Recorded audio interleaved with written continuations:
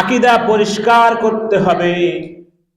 আমার বন্ধুগণ ভাইয়েরা, কিয়ামতের দিন নেক আমল ছাড়া কোনো পীর, কোনো বুজুর্গ, কোনো আলেম, কোনো হুজুর, কোনো ইমাম কারো কোনো উপকার করতে পারবে না। পারবে? কোন নেতাও কারো উপকার করতে পারবে না। পারবে নাকি?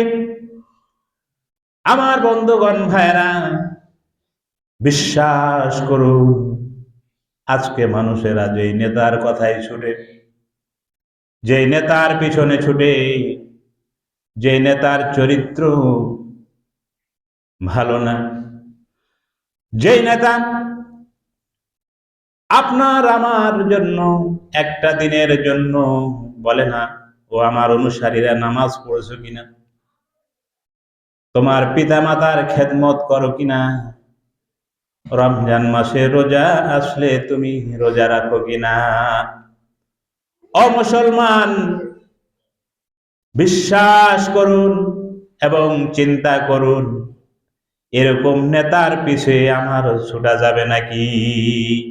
যাবে? এরকম নেতার অনুসরণ করা যাবে? এরকম নেতার কথা মতো চলা যাবে নাকি?